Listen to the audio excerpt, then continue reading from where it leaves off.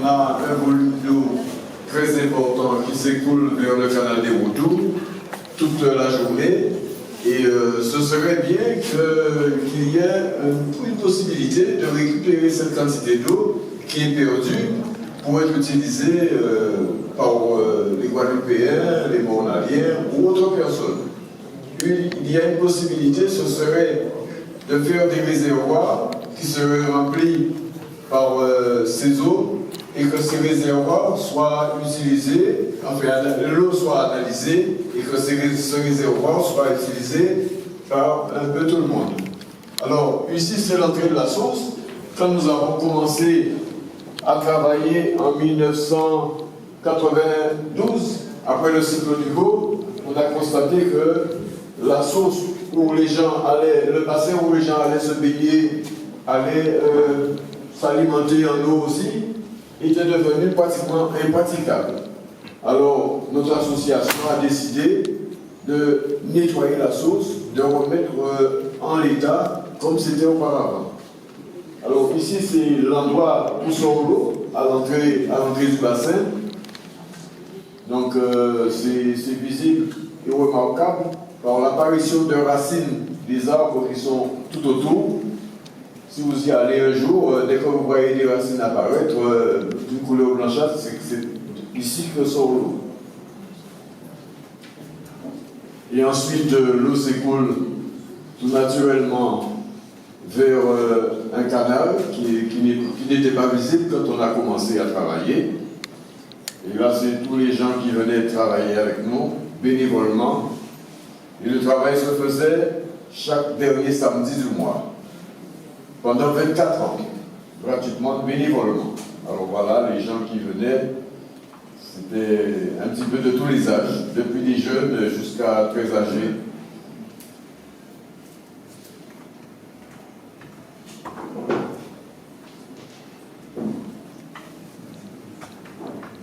Alors, après, quand nous avons nettoyé, quelqu'un a planté du poisson. Et il y avait une plantation de poissons très, très importante. Alors, tout ce que vous voyez là, c'est des poissons, hein, pas ici, auparavant. Et là, c'est autour du canal de la source. C'est la végétation naturelle qui se développait avec un petit peu toutes sortes de plantes. Et petit à petit, nous avons nettoyé, nous avons enlevé ces plantes à la débroussailleuse. Alors voilà, c'est les espaces de sortie de l'eau, d'écoulement de l'eau. Vous ne verrez pas là, mais il y avait des écovisses. On a essayé de les mettre en image. Alors vous voyez, tout ça c'était bien envahi par des plantes aquatiques.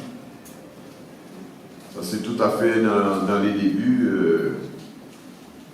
Et en progression, vous verrez tout à l'heure comment ça a évolué.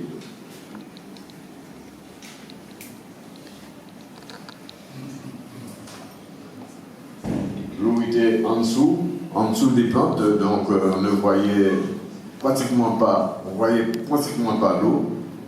Donc quand on arrivait là, il y avait beaucoup de végétation, mais l'eau n'était pas visible. Alors, oui, donc petit à petit, nous avons continué à nettoyer, nous avons évolué en un travail volontaire, sans engagement financier. Et le seul objectif pour nous, c'était de voir le bassin de départ. Et au départ, le bassin, il avait des roches de couleur blanchâtre. Alors, quand on allait là, on était jeunes, on allait se baigner là, et les compétitions, c'était de ramasser le plus de cailloux possible. Celui qui avait ramassé le plus de cailloux, c'était lui le meilleur. Alors, vous voyez, on faisait avec nos moyens des planches à voile pour se déplacer sur le plan d'eau, des gros pour attraper les plantes, et les sortir et les mettre dehors. Jamais de boulage, hein, on respectait l'environnement. On mettait ça dehors et puis ça séchait et puis bon, après ça disparaissait, ça se transformait en matière organique.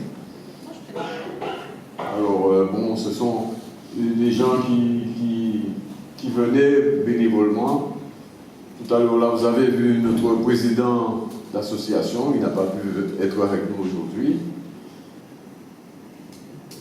Voilà, ce sont des gens qui bénévolement venaient, vous voyez, on commence à apercevoir l'eau petit à petit. On faisait avec nos propres moyens, hein.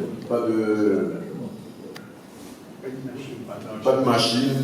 Ah non, l'environnement était bien respecté. Voilà, on commençait à avoir l'eau coulée, on commençait à avoir une canalisation. Donc c'était vraiment encourageant. Vous voyez la clarté de l'eau. Donc c'était une eau bien propre, bien claire. Et dans les années 50, entre 50 et 60, quand le bassin était bien propre, les gens venaient se baigner là, passer la journée à Pâques et à Pentecôte. On venait en charrette. Et puis les parents mettaient le déjeuner sur le petit monde juste à côté et on passait la journée dans le bassin. On se baignait toute la journée dans le bassin et l'eau était très fraîche. Et voilà, donc petit à petit, vous voyez comment l'eau claire s'écoule à travers la végétation. Et sous cette végétation, il y avait beaucoup de poissons. Les dormeurs, je ne sais pas si vous les connaissez, hein, c'est un poisson qui a tendance à disparaître. Des écrevisses. Alors voilà, une sortie de la résurgence. Petit à petit, ça devenait clair et propre. Et il y avait aussi des poules d'eau. Les poules d'eau faisaient leur nid juste sous l'eau, à côté des fougères. Et donc il y avait tout un équilibre de vie et d'existence dans cet environnement. Et là, ici, on commence à arriver dans la forêt marécageuse, où l'eau s'écoule vers le canal des Vautours. Et ce canal était utilisé par les marins pêcheurs. En sortant du canal des Vautours, ils arrivaient à l'entrée de la forêt marécageuse, où ils laissaient leur embarcation. Et ils traversaient après le reste de l'eau pour rentrer chez eux. Alors tout ça, c'est à l'intérieur de la forêt marécageuse, au début de la forêt marécageuse. Donc vous voyez les membres médailles qui sont bien debout à l'entrée de la forêt marécageuse. Et voilà, le travail se faisait petit à petit. Et on pouvait même arriver à proximité de ce bassin avec nos véhicules. Et ici, il y a Madame Kirchner qui était la présidente de l'association à ce moment-là, dans les années 95-96.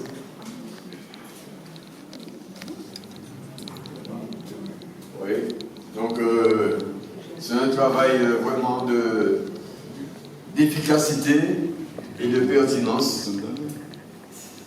Malheureusement, nous avons été barrés dans l'exécution de ce travail par un riverain qui nous a barré le passage.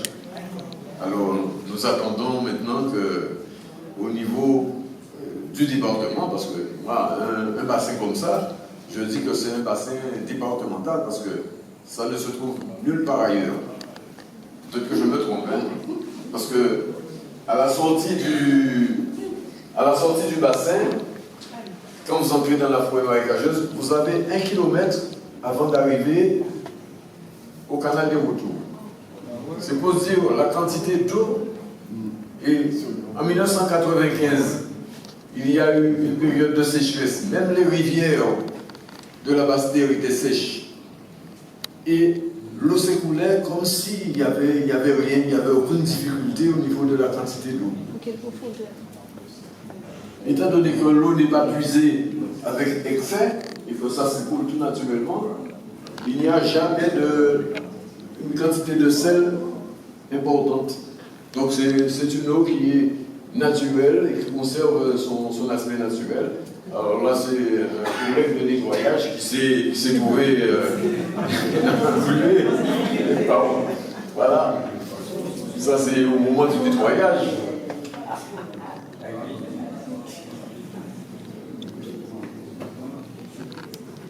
Il était prévu que dans ce passage, on mette des caillotis qui auraient permis aux gens de se promener tout au long. Et ça aurait permis quand même de rendre agréable cette visite. Et l'eau aurait été nettoyée, analysée régulièrement, et ça aurait pu permettre de réinstaller une zone de baignade naturelle, parce que c'est une eau qui est toujours fraîche, même en période de forte chaleur. Les gens pourraient venir là librement, en respectant naturellement le milieu, en ne jetant pas de bêtises. Et c'est un espace qui aurait pu être utilisé naturellement pour la baignade. Voilà. Merci Jacques-André, le modérateur que je suis. Voilà, on doit aussi respecter les contraintes horaires. Nous avons une location et une heure pour rendre la salle. C'est très intéressant, en tout cas on voit l'implication des citoyens, de la société civile. Il faudra peut-être définir la véritable vocation pour cet espace. Est-ce que c'est cadre de vie, lieu de bain? Il s'agit en tout cas d'eau souterraine. Il a parlé de résurgence. On va dire c'est un peu la nappe qui fuit, je ne sais pas, enfin bon, c'est l'eau qui s'est infiltrée et qui ressort ici. Mais en tout cas, donc c'est de l'eau douce, hein, c'est de la végétation. Donc venez me rejoindre. Ormat aussi, la géothermie. On peut poser juste une question? Même justement, c'est la période des questions, c'est l'heure des échanges. Je demande aux intervenants, enfin aux experts de venir à la table pour répondre à vos questions. Voilà. Et donc, on voit dans ce dernier exemple qu'il faut penser aussi à son empreinte hydrique. Quelle empreinte, en fonction de la vocation qu'on va donner aussi, qu'on va avoir. Alors, on pense souvent à l'empreinte carbone. Il faut voir aussi quel impact qu'on peut avoir sur l'eau. Et sur les habitats, il a dit, il y avait beaucoup de poissons, des poules d'eau, mais en même temps, on enlève l'habitat de ces espèces. Les questions, séance ouverte. À toi, Juliette.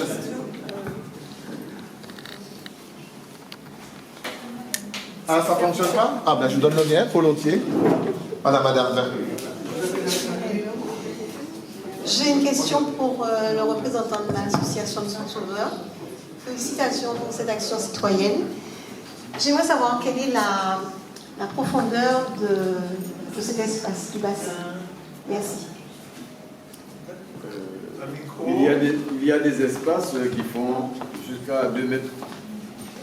Il y a des espaces qui font jusqu'à 2 mètres de profondeur. Mais à l'entrée, il y a 20-30 cm, c'est-à-dire que ça permet à tout le monde d'accéder au bassin. Mais une fois qu'on va un peu plus en profondeur, là, vous avez vraiment de la profondeur.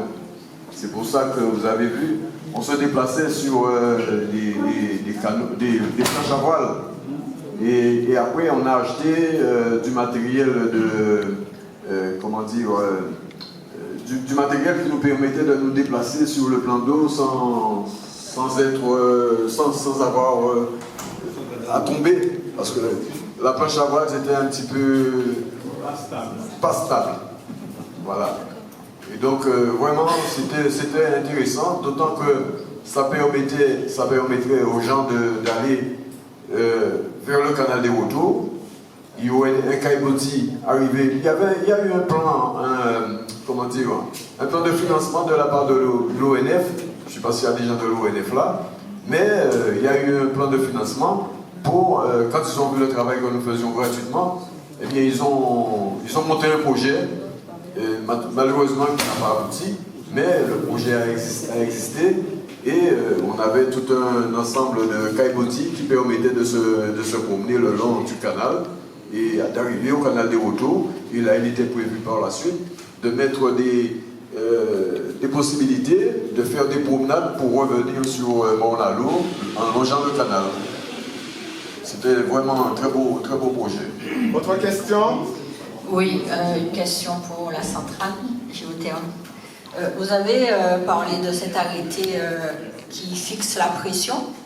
Et ça, la façon dont vous en avez parlé a titillé ma curiosité. Donc, qu'est-ce qui justifie en fait cet arrêté, puisque il semblerait qu'il pourrait avoir une attractivité économique, voire touristique, autour si les geysers se faisaient. Donc, si on pouvait diversifier. Donc voilà, qu'est-ce qui justifie l'arrêté? Et j'avais une autre question pour le monsieur André. Vous parlez du projet un peu au conditionnel, enfin, passé, je ne sais pas, l'aménagement. Qu'est-ce qu'il faudrait aussi, selon vous, votre expertise, pour que ce projet voit jour, en fait, d'aménagement? Alors, je vais commencer par la première question me concernant. La géothermie, on est rattaché au code minier. Donc, il y a un monsieur qui a parlé de FODERST et tout.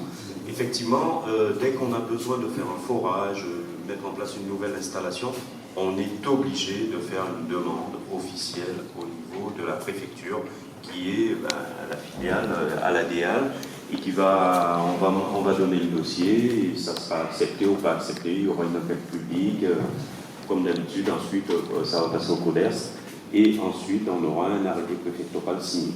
Il n'y a pas que la pression dans l'arrêté préfectoral, il y a tout ce qui est environnement, les nuisances, le bruit, la surveillance de nos rejets et la baie que ce soit dans la baie de Bouillant, le tonnage de fluide géothermal extrait, très important, voilà. Mais ce qui est capital pour pérenniser, ce que je disais, pérenniser la production d'électricité, c'est bien assurer une réinjection efficace. Alors, juste pour info, on réinjectait jusqu'à avant Ormat dans le premier puits qu'on avait foré, ils ont foré dans les années 70 plus exactement, mais la section était petite, donc on était limité en débit. Donc c'est pour ça qu'à l'arrivée d'Ormat a décidé de faire deux puits avec des sections supérieures, de façon par exemple à monter, à passer de 10% aux alentours de 40, 50%, voire 60% d'eau séparée réinjectée. Voilà pourquoi cette exploitation. Et vous avez fait référence à la baignade et voilà. Nous, madame, on est producteur d'électricité. On n'est pas vendeur d'eau chaude et pour réchauffer la baie d'eau bouillante. Pas du tout. Là, on rend service. Par contre, on a depuis pas mal d'années, moi je suis arrivé en 2013, il y avait à l'époque M. Malo qui était maire de Bouillante. J'ai été le voir pour lui dire qu'on était prêt à accompagner la municipalité pour pouvoir aménager justement l'accès à la plage pour les personnes à mobilité réduite, les personnes âgées, parce que beaucoup de personnes viennent se baigner parce que c'est agréable et puis ça fait du bien. Donc voilà, et jusqu'à ce jour, les politiques changent, mais la démarche ne varie pas, ne change pas.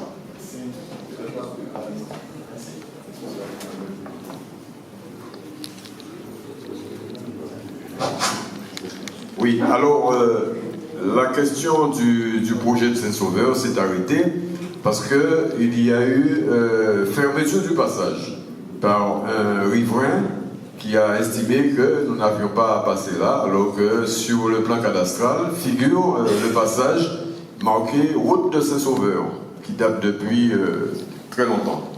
Alors, qui veut dire que ce passage, si il est ouvert, et s'il y a une convention entre la mairie et nous, pourquoi pas, eh bien, on pourra continuer le projet et faire en sorte qu'on puisse librement accéder à cet espace qui est vraiment un patrimoine communal. Parce que vous n'allez trouver nulle part où il y a une certaine quantité d'eau en permanence qui s'écoule et qu'on peut utiliser, qu'on peut aussi où on peut pratiquer beaucoup d'activités touristiques, visites et promenade en kayak, etc. Donc, et sans compter les poissons, les poules d'eau, les oiseaux qui y vivent. Et un projet qui était intéressant lorsque nous avons commencé vraiment à nettoyer, que ça s'est commencé à devenir propre, c'était de faire de cet espace une zone de réserve du crabe de terre. Parce que le crabe de terre, pour arriver à sa reproduction, lâche les œufs dans de l'eau. Et les jeunes crabes, ils ont une vie aquatique, comme les larves, c'est comme des oiseaux. Et après, la queue se replie sous le ventre, et ensuite le crabe devient terrestre. Alors, donc, on aurait fait de cet espace une réserve pour le crabe de terre, et Morne-à-l'eau aurait beaucoup gagné. Je vais déjà remercier nos intervenants. Je voudrais demander quand même... Depuis un certain nombre d'années déjà, on commence, les projets de géothermie, comme je l'ai dit, ont du mal à se développer parce qu'il y a une phase d'exploration qui est très coûteuse, donc il faut des investisseurs, notamment pour les forages. Là, l'État ne peut plus financer comme avant. Dans le cadre de Bouillante, c'était vraiment un projet avec le BAGR où c'était expérimental et donc il y a eu des forages. Là maintenant, c'est les investisseurs qui doivent forer. Donc ça demande du temps, mais la réglementation là aussi est en train de changer sur les lois du sous-sol et sur certaines garanties pour, comme le fonds chaleur qui existe en métropole, pour que les foreurs aient plus de garanties financières s'ils ont des échecs. Parce que comme l'a dit Bernard, des fois faut bien tomber dans le réservoir, c'est pas si facile que ça. C'est quand même pas une opération simple. Donc ça demande beaucoup d'études et donc pour ce qui est donc là aussi il faut que les populations acceptent aussi la géothermie parce qu'on est dans un contexte insulaire clos, petit et les centrales comme vous l'avez vu sur les photos ne prennent pas beaucoup de place, hein. C'est quand même des choses qui peuvent être intégrées dans le paysage assez naturellement. On a quand même une ressource qui est là naturellement et qu'on doit exploiter. Après, il y a des problématiques par rapport à la présence du volcan qui posent des questions sur quel est l'impact de l'exploitation par rapport aux risques volcaniques, mais on a vu qu'en Islande, ils exploitent. Donc, si on prend des précautions, et nous en France, on est fort pour faire des réglementations et quand même des lois pour surveiller. Donc, comme l'a dit Bernard, on a quand même de la police, de boulot, tout ça. Donc, on sait surveiller. Donc, il faut prendre des règles, il faut prendre, faire attention à comment on fait, mais...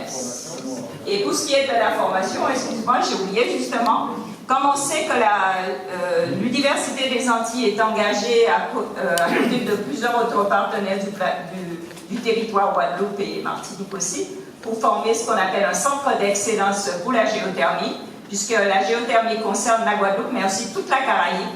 Et on veut être un moteur au niveau de la Caraïbe sur la géothermie. Et nous, à l'université, on est un membre fondateur de ce centre d'excellence où une part forte est donnée à la formation pour que justement nos jeunes puissent être formés et pouvoir occuper ces postes dans le secteur de la géothermie qui est appelé à se développer. Donc déjà, il y a le master, il y a les formations ingénieurs à l'Université des Antilles où on parle déjà de géothermie et c'est appelé à s'amplifier. Donc envoyez-nous vos enfants. Bon, on poursuit. Il y a des raisons d'espérer et il y a de bonnes nouvelles aussi dans ce CDR. Merci encore, merci à vous. Nous allons continuer avec le dernier bloc que va d'ailleurs ouvrir la SMGEAG. D'accord, le SMGEAG par Gérald Negro, qui est un directeur général adjoint technique. Merci Gérald. Donc il va nous parler de la gestion des forages.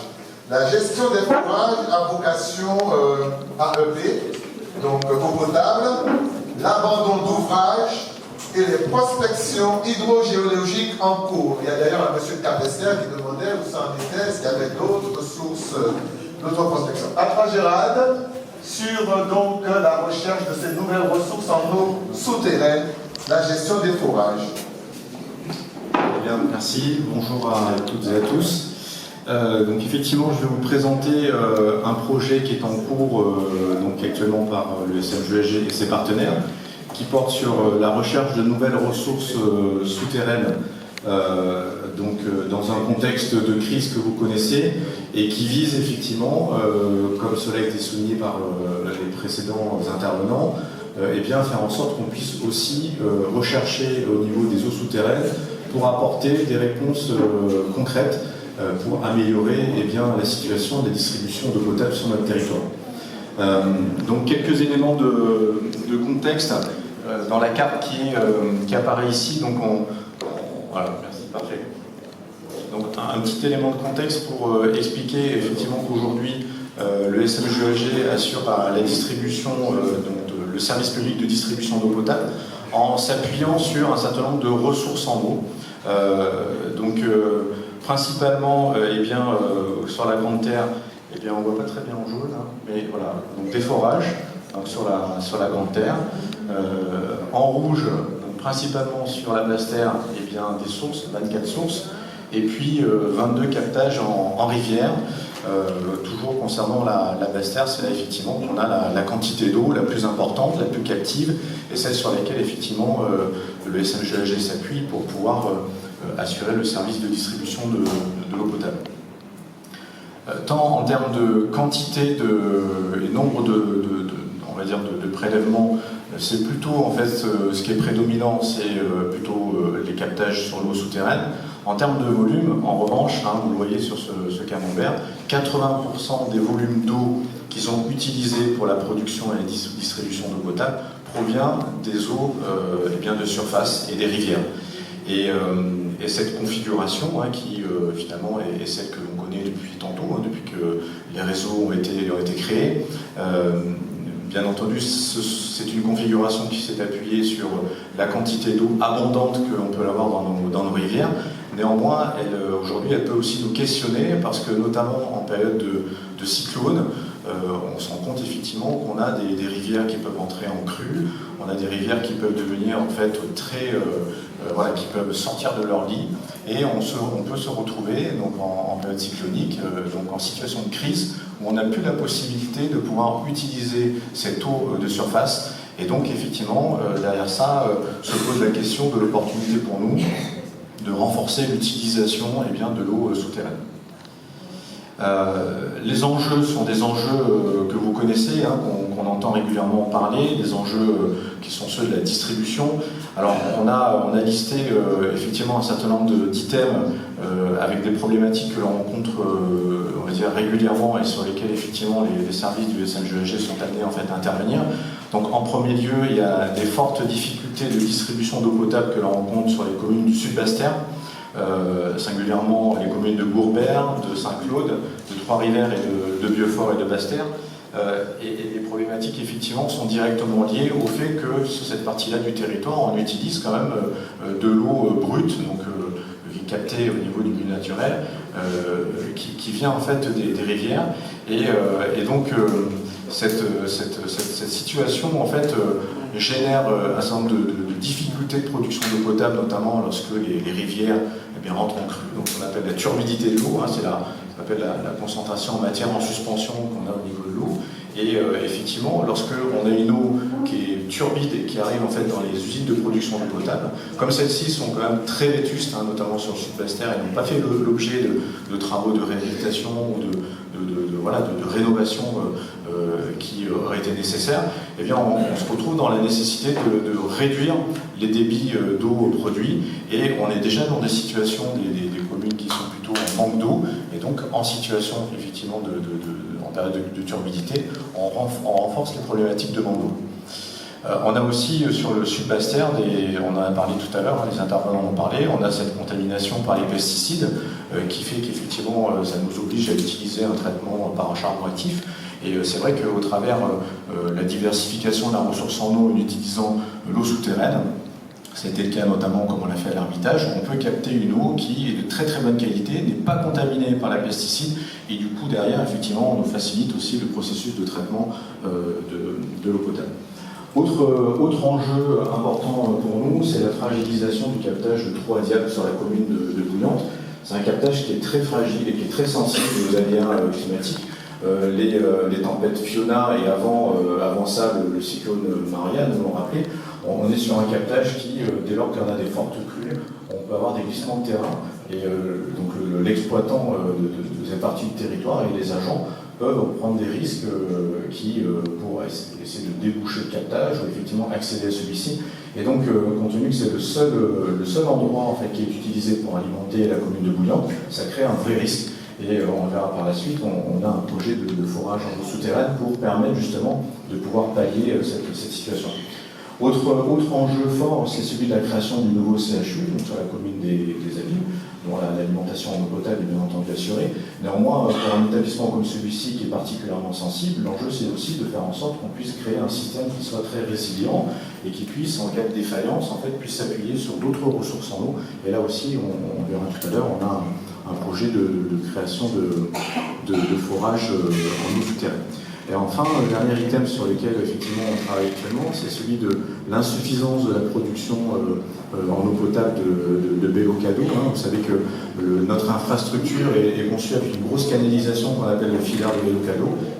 C'est une grosse canalisation qui capte l'eau en basse terre pour l'alimenter principalement en grande terre, qui alimente également le sud de la basse terre.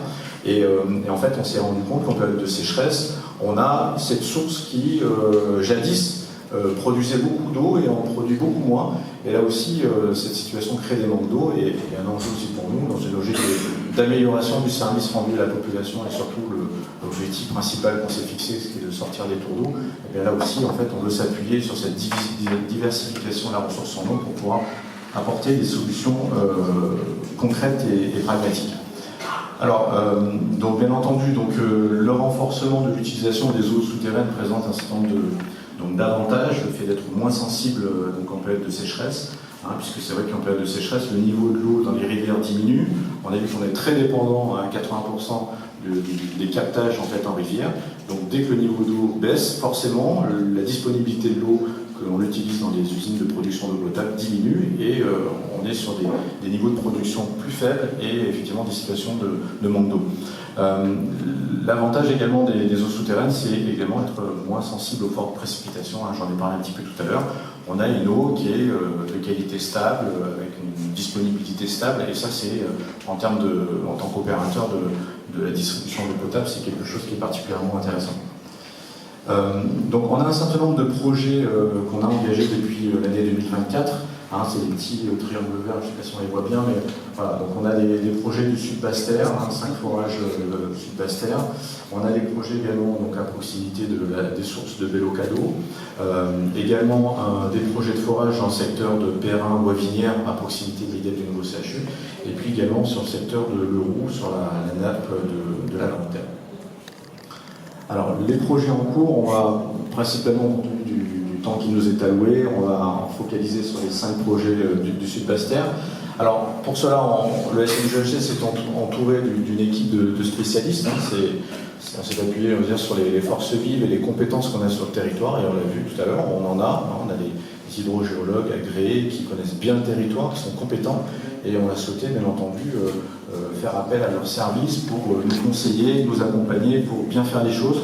On voit qu'il y a une certaine sensibilité par rapport à ce sujet, et il est important de pouvoir respecter les différentes étapes. Donc l'Office de l'eau, notamment lors du Creux qui nous accompagne sur ce sujet, le BRGM, l'ADA, bien entendu, Nadia qui nous instruit nos dossiers réglementaires, l'ARS et la région, et puis PCH Conseil, c'est-à-dire le cabinet de Charlie Paulin. Donc là, l'objectif, c'est effectivement d'avoir autour de nous les meilleurs spécialistes de ce sujet pour qu'on puisse faire les choses le mieux possible avec un projet qui va s'appuyer sur effectivement définir les zones d'implantation, évaluer le potentiel et la qualité des eaux souterraines sur les sites en question, définir les modalités techniques et réglementaires de leur exploitation, et puis mettre en place, ça c'est important, on en a parlé tout à l'heure aussi, des dispositifs de suivi, de contrôle, de façon à pouvoir en temps réel évaluer effectivement l'état de l'utilisation en fait, de la ressource en eau et s'assurer que les problématiques qui ont pu être exposées tout à l'heure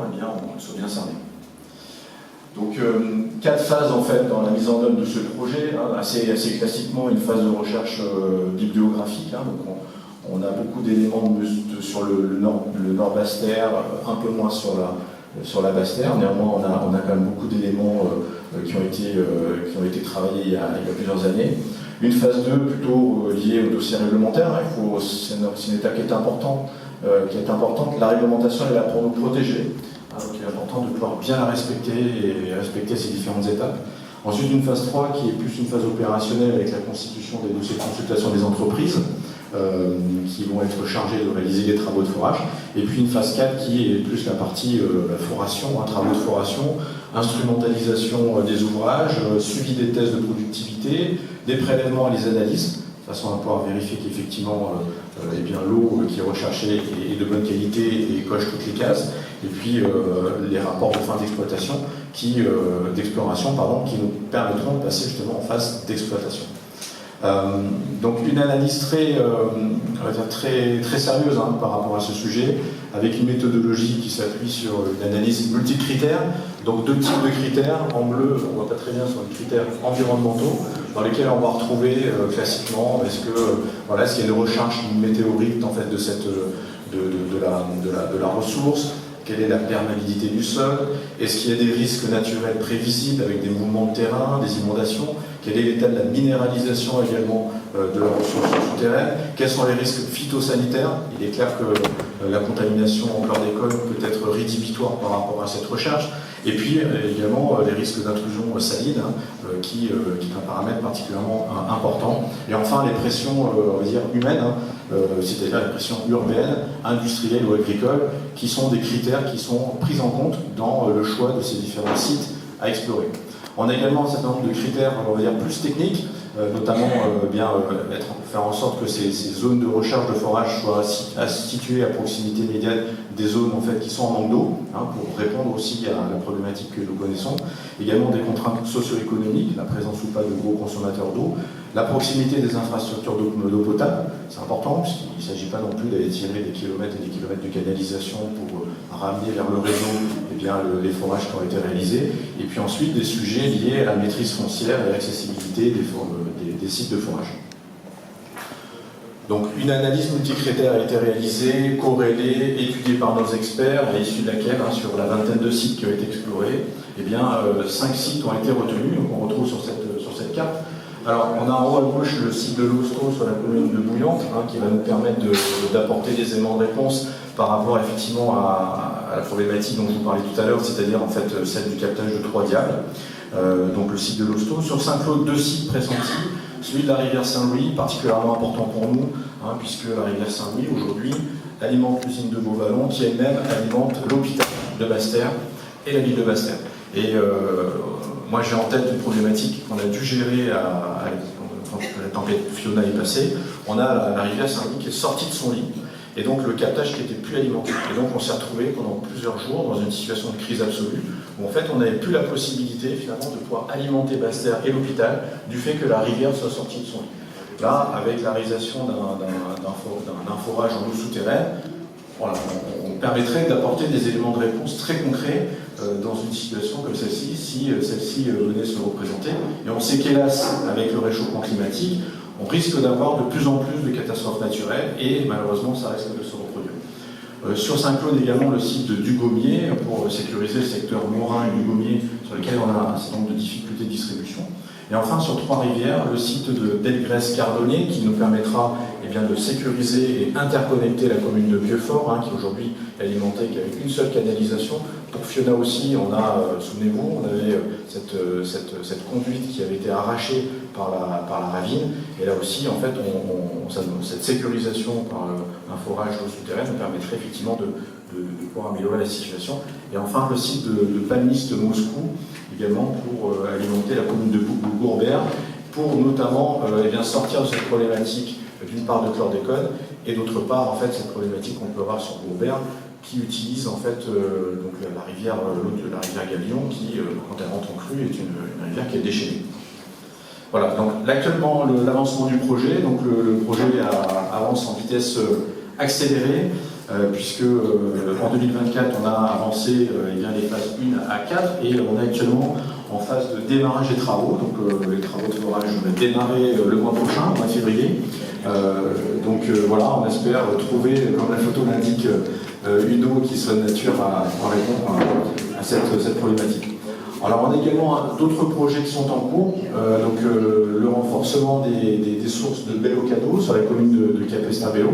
C'est important puisque ça va nous permettre effectivement de pouvoir répondre à des situations d'alimentation en eau des communes des Saintes, de Trois-Rivières, de Capesterre-Belle-Eau, de Goyave et des Abîmes et de Gosier, qui sont alimentés par le filière bel eau cadeau. Donc ça c'est un enjeu important. Et puis le projet de champ captant sur le secteur de Bois-Vinière, donc sur le nord des Abîmes, au niveau de la plaine des Abîmes, au niveau de Perrin. Bon, là on a 3 forages de 50 mètres cubeurs à une profondeur à peu près de 35 mètres qui vont être réalisés. Et là aussi, en se maillant avec une interconnexion avec le réseau d'eau potable, ça nous permettra, s'il y a besoin, de pouvoir secourir le CHU, parce que le CHU est alimenté par de l'eau agricole qui elle-même capte de l'eau en rivière, en basse-terre, et donc on peut imaginer là, si on se retrouve dans une situation qui était la nôtre par rapport à la rivière Saint-Louis à Saint-Claude, qu'on puisse néanmoins continuer à alimenter le CHU, qui est quand même un ouvrage extrêmement important pour la population.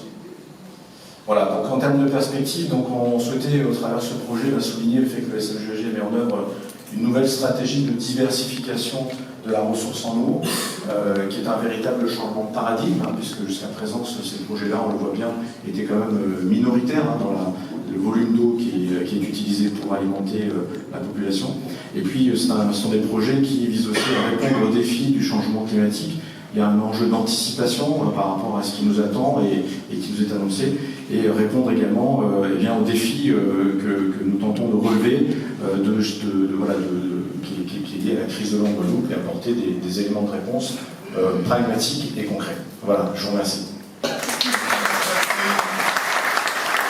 Gérald pour cette belle présentation, en tout cas ces belles perspectives. Voilà, sur la diversification des sources. Nous allons enchaîner tout de suite avec donc Marie Galante qui est en visio. Donc oui, la démarche du pays consiste en fait à améliorer l'image de la qualité de l'eau à Marie-Galante, puisque nous disposons en fait d'une eau, notre ressource est uniquement souterraine, mais une eau de qualité, tout à fait propre à la consommation humaine, qui fait l'objet d'un simple traitement par chloration au niveau des réservoirs. Et contrairement effectivement à certains secteurs de la Guadeloupe continentale, nous n'avons pas la problématique des tours d'eau et donc une eau potable au robinet en permanence. Une première diapositive, vous êtes bien sur le projet là ? Donc la communauté de communes est compétente en matière d'eau potable et d'assainissement. Elle exerce ça via un contrat de concession de service public qui a été contractualisé avec la société Caro au 1er janvier 2023, et ce pour une durée de 10 ans et demi. Dans ce cadre, on a fixé un certain nombre d'objectifs en termes notamment de communication sur la qualité de l'eau, et en complément de ce que le délégataire nous a prévu dans le cadre du contrat, la communauté de communes a souhaité également avoir des actions fortes qui visent notamment à éviter l'emploi de bouteilles en plastique et encourager la consommation de l'eau du robinet. Voilà, donc comme je vous le rappelais, on a une eau souterraine de qualité et en permanence au robinet de nos usagers. Donc la première action a consisté notamment à créer une marque pour le territoire afin de permettre à la population de bien s'approprier cette notion, à savoir l'eau pays Marie-Galante, eau du cœur de Marie-Galante. Donc la communauté de communes est propriétaire de la marque et du logo depuis le 15 mars 2024, puisqu'on a déposé celui-ci auprès de l'INPI, l'Institut national de la propriété industrielle, et donc on en est propriétaire et elle est protégée pour une durée de 10 ans. Diapositive suivante. Donc après avoir créé cette marque, ce logo, nous avons développé un spot vidéo, un motion design ainsi qu'une affiche. Le but est évidemment de promouvoir la qualité de l'eau en diffusant ce spot vidéo notamment via différents réseaux sociaux, également sur les bateaux qui relient la Guadeloupe continentale à Marie-Galante, et peut-être pourquoi pas éventuellement un spot télévisé qui serait étudié. L'objectif de ces deux actions consiste à sensibiliser l'ensemble de la population marie-galantaise, mais également les gens qui viennent à Marie-Galante, et notamment les touristes. Alors justement, sur la diapositive suivante, je vais laisser les techniciens présents avec vous lancer la petite vidéo. Vous allez donc voir le motion design qui dure à peu près 1 minute 30 et qui explique notre démarche.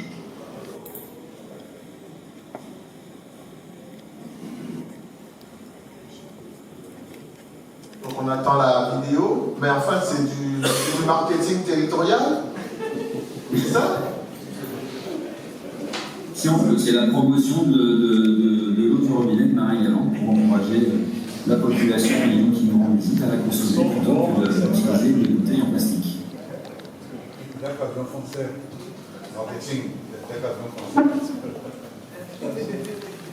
Donc on a la vidéo sur les périmètres d'alimentation.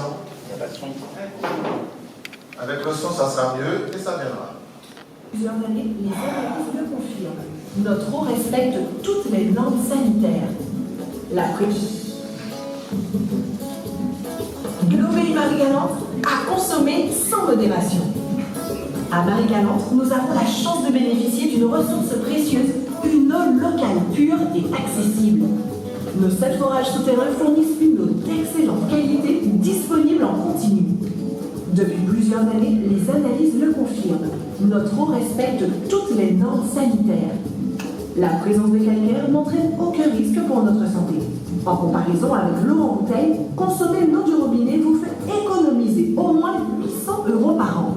C'est aussi un geste pour notre environnement qui... Le programme 2019-2024, donc qui s'est achevé en décembre, a montré qu'effectivement, l'action de l'Office de l'eau, elle était quand même très significative, puisqu'on avait plus de 150 projets qui ont été accompagnés, 19 millions d'euros qui ont été redistribués pour accompagner ces projets. Donc une action qui a été très, très forte de la part de l'Office de l'eau. Donc le bureau d'études d'IMED a pu, pendant quelques mois, consulter une soixantaine de partenaires de l'Office de l'eau pour mettre en place ce bilan de nos actions. Et donc à partir de ce bilan, nous avons pu aussi, à travers des ateliers, travailler sur notre nouveau programme qui est en œuvre depuis le 1er janvier 2025. Et donc ce programme a été validé par notre conseil d'administration le 18 décembre dernier. Donc la volonté de l'Office de l'eau, c'est de mettre en œuvre le schéma directeur d'aménagement et de gestion des eaux, et notamment ces 5 orientations, donc, à travers l'axe 1 qui a pour vocation d'améliorer la gouvernance et replacer la gestion de l'eau dans l'aménagement du territoire. On a aussi l'axe 2 qui est d'assurer la satisfaction quantitative des usages en préservant la ressource en eau. Un axe 3 qui doit garantir une meilleure qualité de la ressource en eau vis-à-vis des pesticides, et on a vu que c'était important dans les précédentes présentations. L'axe 4, réduire les rejets de l'assainissement, qui est l'axe prioritaire d'action de l'Office de l'eau. Et enfin, un axe 5 qui est de restaurer nos milieux aquatiques. Donc pour ce faire, on va mettre en œuvre notre nouveau programme 2025-2030, et comme je le disais, l'action prioritaire de l'Office de l'eau sera de réduire effectivement les rejets de l'assainissement. On a vu sur les précédentes présentations qu'effectivement l'assainissement, les rejets polluants ont un impact très significatif sur nos milieux aquatiques et par extension sur la qualité de l'eau de consommation. Donc pour cela, on va intensifier nos actions sur cette thématique de l'assainissement, et ça commence par la réhabilitation des principales stations d'épuration du territoire. Et donc dans ce cadre, nous avons décidé d'avoir une action forte d'accompagnement du SMGAG pour réhabiliter les principales stations d'épuration de plus de 10 000 équivalents habitants qui impactent fortement nos milieux aquatiques. Donc je peux citer la station de Baillif, celle de Petit-Bourg, celle de Broyave, Capesterre, Sainte-Anne, mais aussi on aura d'autres stations comme celle de Saint-François. Et donc pour cela, nous allons accompagner à hauteur de 16 millions le SMGAG dans la mise en œuvre de son programme d'investissement 2024-2027 pour réhabiliter ces grosses stations d'épuration. Nous allons aussi continuer notre action sur les stations de Marie-Galante, notamment la station de Follens et celle de Domblières. L'Office de l'eau aussi a une action forte sur la réhabilitation des mini-stations d'épuration. Donc les mini-stations d'épuration, ce sont celles que vous pouvez trouver soit dans des lotissements privés ou au niveau des barrières sociaux. Et donc on sait que ces mini-stations qui sont sur notre territoire impactent durablement nos masses d'eau. Et donc actuellement, l'Office de l'eau est le seul opérateur en capacité d'accompagner ce type de projet. Il n'y en a pas d'autres. Et donc pour cela, nous allons continuer, amplifier cette action sur la période 2025-2030. Nous allons accompagner aussi et remettre en œuvre toute la procédure, toute la démarche sur la réalisation des profils de baignade. Pourquoi? Parce que vous avez sans doute pu le constater, nous avons de plus en plus de sites de baignade qui sont fermés pour des raisons diverses et variées, mais notamment en raison de pollution liée à l'assainissement. Et donc nous allons relancer la procédure de profil de baignade avec l'ARS afin d'identifier toutes les sources de pollution s'exerçant sur ces zones de baignade. Après, ça a été dit aussi lors des échanges, il y a une action aussi à mener sur les dispositifs d'assainissement non collectif que l'on retrouve aussi chez les particuliers. On sait que certains dispositifs des particuliers situés dans des zones sensibles impactent aussi la qualité des ressources en eau. Et donc dans ce cadre du PPI, du 4e PPI de l'Office de l'eau, nous souhaitons renforcer les dispositifs qui existent déjà, qui ont été mis en œuvre par l'État et par les collectivités majeures pour réhabiliter les habitats, mais d'aller plus loin et de réhabiliter à la fois l'habitat et aussi le dispositif d'assainissement non collectif. Enfin, ça a été présenté par Madame Navarin, toutes les actions qui ont été mises en œuvre par le monde agricole et notamment la collecte des déchets d'agrofourniture. Et donc l'Office de l'eau a fortement incité à la création de l'éco-organisme Agrivalor, qui est en charge de cette collecte. Et donc nous allons continuer à accompagner cet éco-organisme pour mettre en œuvre ces actions de collecte des déchets d'agrofourniture et développer l'animation agricole, parce que comme vous le savez, c'est la sensibilisation qui permet d'aller toujours plus loin. Donc on va continuer à sensibiliser au mieux les agriculteurs grâce à un développement de l'animation agricole en partenariat avec la Chambre d'agriculture. Alors certes, on accompagne des porteurs de projets, mais aussi nous avons des missions, et ça a été bien précisé par le directeur de l'Office de l'eau. La mission première de l'Office de l'eau, c'est préserver les milieux aquatiques, et ça se passe par la mise en œuvre, on l'a vu avec Madame Nassau, de la directive cadre sur l'eau. Et donc nous allons renforcer cette connaissance, renforcer les suivis sur la DCE. Enfin, nous souhaitons aussi rétablir la confiance entre le service public d'eau et l'usager. Et ça passe par un accompagnement du SMGEAG sur le renouvellement des compteurs, parce que c'est le compteur qui est à la base de tout. Et donc rétablir cette confiance entre le service public d'eau et l'usager, mais aussi avec la régularisation des captages. Enfin, vous êtes ici avec nous pour échanger, et donc on va aussi continuer ce type de manifestation pour renforcer la sensibilisation et renforcer surtout la sensibilisation des élus au lien qu'il y a entre le grand cycle de l'eau et le petit cycle de l'eau, surtout dans ce contexte de changement climatique qui s'applique à nous, puisqu'on a connu la tempête Philippe, on a connu Fiona, on a connu Tammy, et donc effectivement il nous faut anticiper et sensibiliser au mieux nos élus sur ces questions. Et enfin, nous allons maintenir les actions de préservation des milieux aquatiques et de préservation de la ressource en eau. Et là, je vais laisser la parole à ma collègue Laure pour vous préciser les choses. Et les eaux souterraines, alors, que ce soit demain, après-demain, après-après-demain, on a essayé au travers de cette présentation, il me reste peu de temps, de vous donner les grands défis et de vous définir des actions opérationnelles. En fait, je sais que c'est ça que vous avez besoin de comprendre. Qu'est-ce qu'on va faire pour préserver, reconquérir en fait, ces eaux souterraines?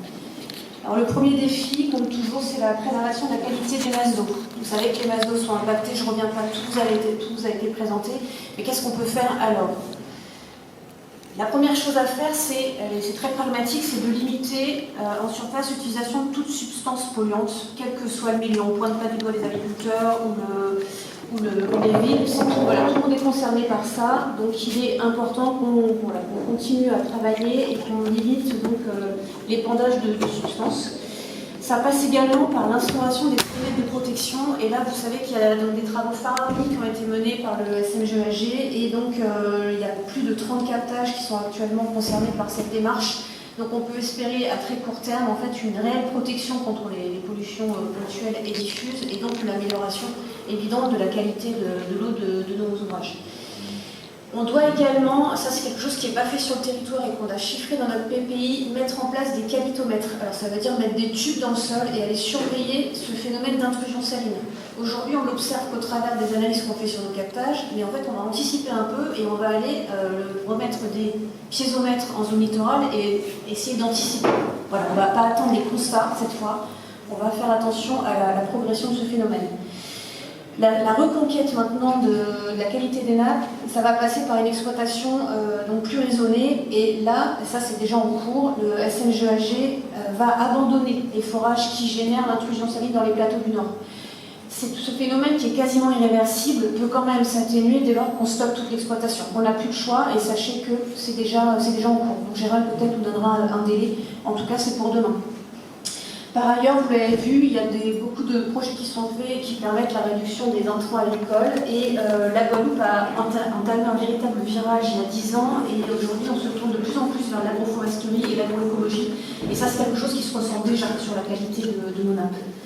Enfin, et je ne reviens pas dans le détail, mais ça passe évidemment par la mise aux normes des installations d'assainissement qui soient autonomes ou collectifs. Deuxième défi, je fais vite, la gestion résident des ressources en eau. Dans un cadre de changement global et de changement climatique en l'occurrence, on n'a pas le choix, il va falloir réaliser des économies d'eau à toutes les échelles et ça commence sur le territoire par la réparation des fuites. Et je vise autant les réseaux publics que les réseaux privés, parce que ce soit sur le réseau du SMGAG ou chez le particulier, il y a des fuites de partout. Et ça, c'est plus possible, on n'a plus le droit de laisser faire ça. Et par ailleurs, on souhaiterait un petit peu promouvoir des actions de réduction de la consommation d'eau dans les foyers, par exemple mettre des réducteurs de pression au robinet, enfin voilà, ça c'est pour votre facture d'eau, ça fait une pierre deux coups. Il faut également qu'on mobilise d'autres ressources en eau. Donc sur les eaux souterraines, tout est déjà initié au niveau SLGAG, je pense qu'on peut féliciter ce qui se passe. Par contre, nous, l'Office, notre rôle, c'est plutôt de nous tourner vers des eaux non conventionnelles. Et l'Office de l'eau a très récemment lancé un appel à projet pour récupérer les eaux de pluie au niveau des collectivités communes. Il faut absolument qu'on récupère ces eaux de pluie, qu'on ne les laisse pas repartir à la mer. Pour ce qui est de la réutilisation des eaux usées traitées, c'est un sujet qui est un petit peu nouveau, qu'on va essayer de glisser, on va essayer d'un petit peu faire de la R&D, c'est pas encore très bien admis, mais il va falloir qu'on s'y mette également. Une autre stratégie, c'est ralentir le grand cycle de l'eau. Alors le grand cycle de l'eau, il faut qu'on favorise aujourd'hui l'infiltration de l'eau de pluie à la parcelle, c'est-à-dire qu'il faut qu'on arrête d'imperméabiliser les sols. Et je vois même qu'il y a des démarches mondiales qui sont faites en faveur d'une désimperméabilisation. J'avais peur de mal le dire, mais il faut que les eaux s'infiltrent, il ne faut plus les laisser couler et partir. Et également, il faut qu'on stocke. Donc ça, on fait des actions de rénovation des mares à Marie-Galante et en Grande-Terre, c'est excellent. C'est-à-dire qu'en fait, on stocke ces eaux qui peuvent resservir après pendant la saison sèche. On peut également stocker dans des réservoirs artificiels, chacun chez soi, avec des citernes d'eau de pluie. Dernier défi, anticiper les changements globaux. Alors sachez qu'on a travaillé avec Météo France et qu'on a maintenant une meilleure connaissance des scénarios climatiques à l'horizon 2050-2100. Par contre, on a encore un défaut en Guadeloupe, c'est-à-dire qu'on agit toujours, quand il y a un problème, on est toujours dans le curatif, le palliatif, et là il faudrait qu'on anticipe et qu'on fasse davantage de prévisions. Et il y a un beau projet qui est en cours de financement qui s'appelle déjà Météonap, c'est-à-dire que le BRGL sera en capacité de prédire les niveaux et pas nous dire « aïe, aujourd'hui c'est la crise ». Ensuite, il faut qu'on fasse cette année, on définisse les volumes d'eau qui sont effectivement prélevables dans l'environnement, parce que sachez qu'on prélève beaucoup trop d'eau dans nos milieux, et il faut qu'on sache précisément vous dire et prévoir sur le long terme ce qu'on va pouvoir prendre et laisser. Enfin, il faut qu'on s'adapte, qu'on lutte aussi, parce que j'entends beaucoup adaptation au changement climatique, mais on peut lutter, et de manière concertée, collégiale, et ça va se faire en privilégiant par exemple des cultures adaptées au climat régional. Faire de la canne à sucre sur des îles sèches, ça commence à devenir un peu complexe, il faut qu'on s'adapte. Il faut qu'on opte aussi pour une gestion conjointe de l'eau de surface et de l'eau souterraine. On doit laisser de l'eau à nos rivières et aux organismes aquatiques qui souffrent énormément en période de sécheresse, on ne peut plus tout prendre dans les rivières. Et enfin, on va essayer de travailler, ça c'est de la recherche et développement, à la recharge des aquifères. Donc ça c'est pareil, c'est encore quelque chose qui est très à la pointe, mais il faut qu'on s'y mette. Je vous remercie, je redonne la parole à mon collègue.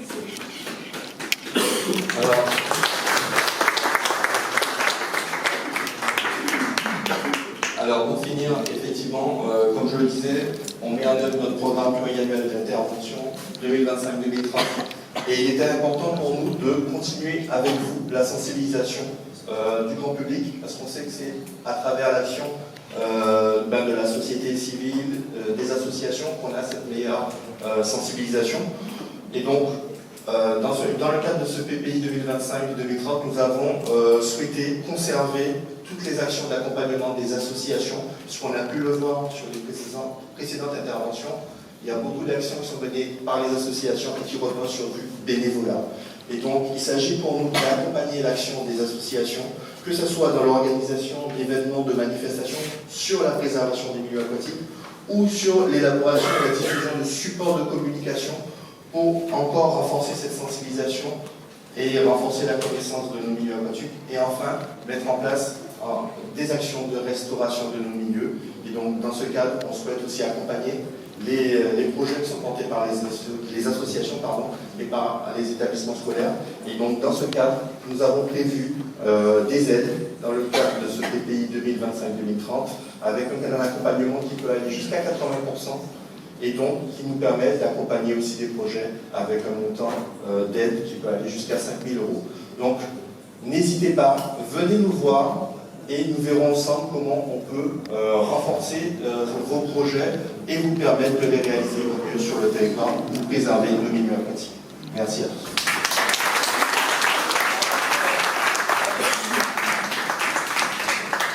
Vous entendez? Parfait. Merci donc à l'Office de l'eau, merci donc à Cédric Vincent, merci à Laure Ducreux. Tout un chantier, des défis à relever, rétablir la confiance. Je pense que ça commence avec ces séminaires aussi. On a vu que les besoins en eau vont augmentent déjà avec donc tout le développement socio-économique. Venez à la table. On a en ligne toujours Marie-Galante, n'est-ce pas? Vos questions qui vont fuser? Wow. Allez, on va se lâcher, c'est la fin. Jacques Davila. Jacques Davila. Je suis secrétaire général du comité de l'eau et de l'environnement. Je suis aussi secrétaire général du comité de défense des usagers de l'eau et de la Guadeloupe. Mesdames, Messieurs, Monsieur le directeur, Madame la présidente qui n'est plus là, Madame Joumi, c'est ça? Qui n'est plus là. Monsieur le président du conseil de la culture, Madame Ducreux, Monsieur Vincent, Monsieur Négo. Merci de ce que vous nous apportez comme information. Les associations, donc Monsieur le porte-voix, seraient très heureuses de recevoir ces liens en communication, comme vous en avez manifesté le désidérateur par la voix de Monsieur Vincent, parce que c'est une des rares fois où nous voyons une amélioration de l'échange-partage. Parce que nous pouvons faire ensemble, et si nous voulons le faire ensemble, il fallu que nous en soyons informés. Cependant, je serais curieux de savoir comment l'Office de l'eau va faire pour mener à bien tous ces problèmes, dans la mesure où l'Office de l'eau n'a pas de recettes correctes, dans la mesure où le SNGAG ne reverse pas les taxes, mesdames, messieurs, que l'on perçoit sur vos factures de manière insincère. Je prends la responsabilité de mon dire, ceux qui me connaissent savent que je ne plaisante jamais en matière de droit et de fiscalité. Effectivement, le directeur général délégué du SNGAG est un employé de l'Office de l'eau mis à disposition. La convention de mise à disposition ne lui permet pas de faire les prélèvements qu'il fait actuellement sur vos factures. Celles-ci sont irrégulières actuellement, mesdames, messieurs, conduisant toutes seules. Donc, dans un cas, mardi prochain, il va y avoir une réunion. Au point de l'ordre du jour, il y a un point qui est l'augmentation du prix de l'eau.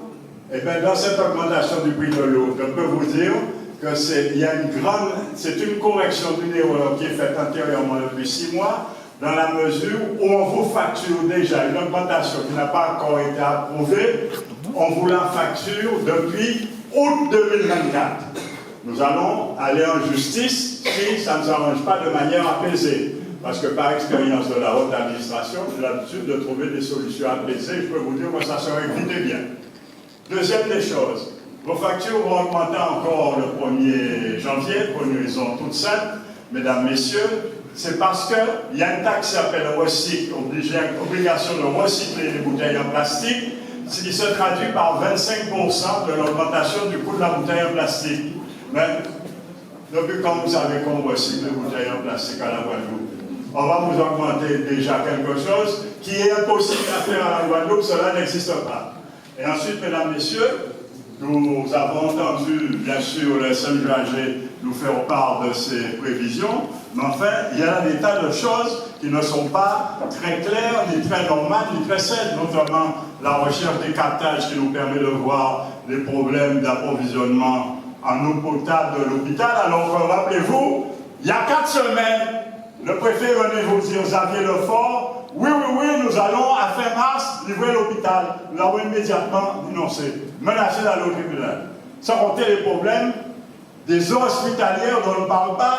On a abordé un peu les problèmes de l'assainissement, mais nous ne sommes pas encore au bout de nos problèmes, de nos efforts, parce que M. Negro en conviendra peut-être de reconnaître qu'il manque une station dans les stations qu'on vous a montré, c'est la double station de Pointe-à-Donne qui n'est pas conforme aux normes. Je peux vous dire que je suis son papa, c'est moi qui l'ai faite. Elle a 40 ans, elle n'est pas aux normes, elle n'est pas adaptée pour recevoir les autres hospitalières du nouvel hôpital. Sans compter les fuites supposées qu'elle a dans la traversée du petit cube de Sac-Marin à partir de la sortie de Pointe-à-Pitre pour aller à Jarry au pompage qui s'appelle P7. Vous comprenez? La canalisation fuit. Donc, si vous comprenez ce que je suis en train de vous dire, sans compter tous les problèmes de pollution que nous avons, qu'ils sont en incapacité de résoudre.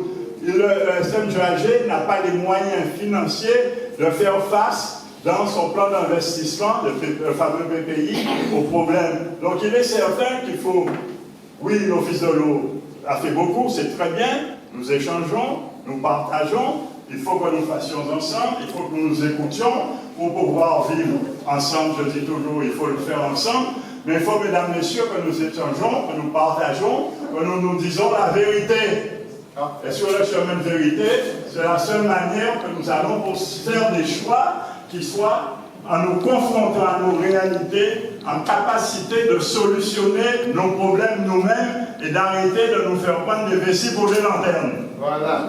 Et ça, c'est le fait très bien, qui va porter la voix de la société civile des usagers. Une autre question dans le public.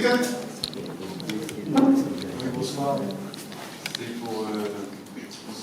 Viron, du SNGAG. Néron. Donc, dans le but de vérifier l'efficacité des différents filtres d'eau de robinet, nous avions demandé à Mme Popote